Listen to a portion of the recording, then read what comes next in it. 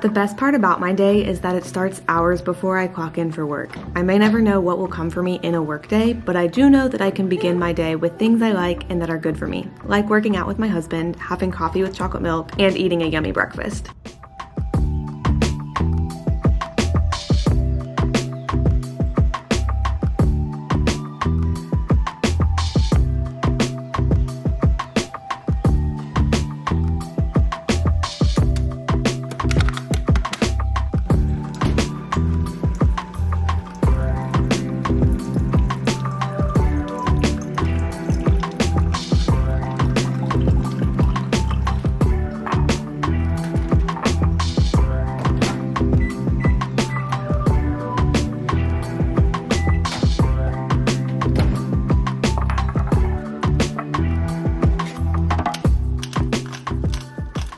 My first hour is dedicated to chart reviews. For existing patients, I review their chart for situational awareness as medical conditions can change rapidly in ICUs. For new patients, I review their chart to begin assessing how I may be able to be helpful during their admission. I take note of if it is a new diagnosis, how far they live from the hospital, if they have insurance coverage, etc., before I head to daily interdisciplinary rounds to begin collaboration with other members of the ICU team.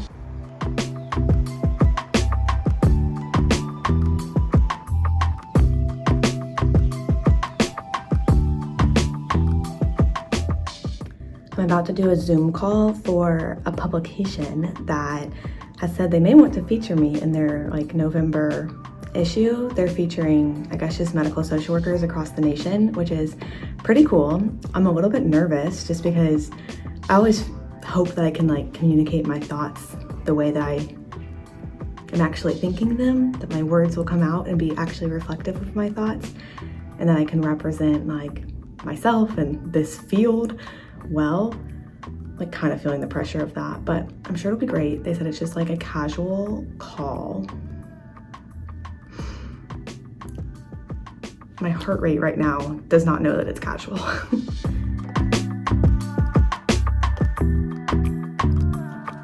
Stacking some extra things into my day like that interview, I did not have the chance to take an actual break for lunch. I focused today on custody clarification and collaboration with the teen and child protection services to help determine what a solid, safe discharge would look like for them. I walked with a sweet mom as she visited her baby in the ICU for the first time after open heart surgery to provide support, and I met with a first-time parent to discuss resources that may be helpful to them as they go home with their medically complex baby for the first time. My brain is always in two places in these conversations, wanting to provide everything that I can for struggling parents while also feeling a bit frustrated that there's not much help available.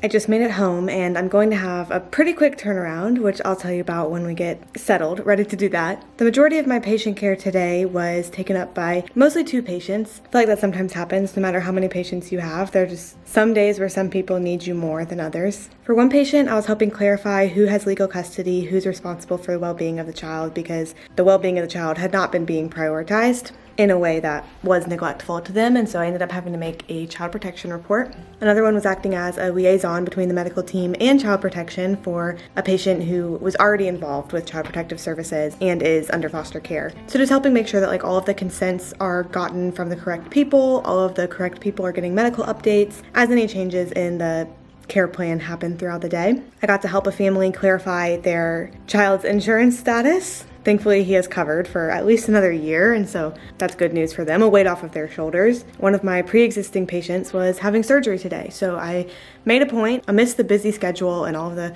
phone calls and emails that I was making, I made a point to go visit that mom as she was seeing her child for the first time after surgery, just to share the moment and make sure that she wasn't alone during that. I had a staff meeting today that I actually missed because I was typing up the report, so no social work department updates for me today. I think I have time to take a quick shower before my next activity, so I'm gonna wash the hospital off of me.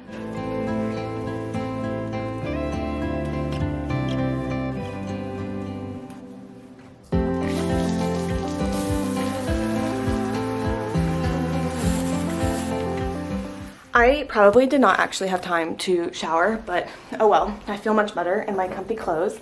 Tonight, I am talking to Phi Alpha, which is the Social Work Honor Society at UGA. I did have to go back and look. I was in Phi Alpha when I was in school. However, I went to college during COVID. I went to college before COVID. I finished college during COVID. I don't think I ever actually really did anything for Phi Alpha. It was not that active at that time. Also, there are men working on the building outside. There's a ladder literally right outside my window. I have my ring light on in case it starts getting dark. I'm really worried that someone's gonna be watching me through my window. But why I was asked to come tonight to this meeting is an intern that works very closely to me said that students have been nervous about thinking about getting jobs after graduation, how the licensing process works once you graduate, how to go about navigating a job search while trying to get your license, which I don't really know if I'm really an expert on, but I have done it, and then I got my new license quite recently, so I hope I have something to say. Something that I am gonna look up to have on hand: job titles for social workers that are not social work. I kind of think they're on my balcony. Job titles to search for as a social worker. Maybe that's what I need to look up. I know people have graphics for this. I really should have given myself more time to find it. Okay, yeah. These are some of the words that I looked up whenever I was trying to find a job and looking at jobs, and I mean, even still whenever I browse on Indeed just for fun. Things like program specialist, caseworker, case manager, social services, advocate. You can look up policy, look up care coordinator, program coordinator, I mean even volunteer coordinator, community outreach, just searching those words. Sometimes you'll find jobs that aren't social work titled, but still are a great fit for a social worker. So that's kind of my strategy. Don't know if that'll help them feel more calm. I really don't know how this is gonna go. She said I didn't need to have anything prepared. Oh, I should make myself. I'm wearing my Malaga sweatshirt, which is me in my truest form. Hello. Hi. I was guessing that whenever I saw it. But the thing that Anna and I are talking about is this sort of there may be challenges to transfer the hours that you've accrued to get your LCSW from one state to another, because it takes between 2 and 3 years depending on the state. In Georgia, it takes about 3 years. I know there has to be a certain amount of hours that are devoted to ethics. I think it's 5 hours. But Anna, do you have any more things you want to talk about with CEUs? Yes, 5 hours for ethics. And with the in-person, they count synchronous online things like this where you're in time, in real time communicating or watching a presentation, even if you're not somewhere physically in person.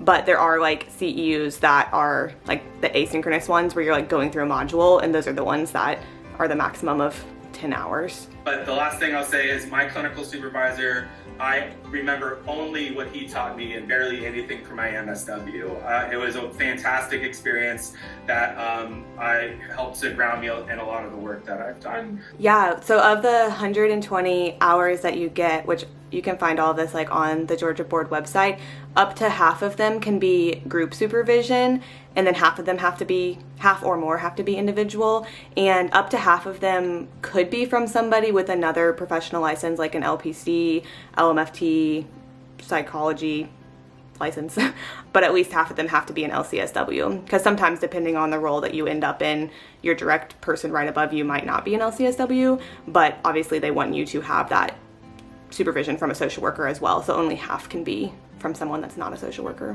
Yes. And then a benefit to doing group supervision is it can save money. That's the other thing I want to say. Yeah, and you get to talk to peers too.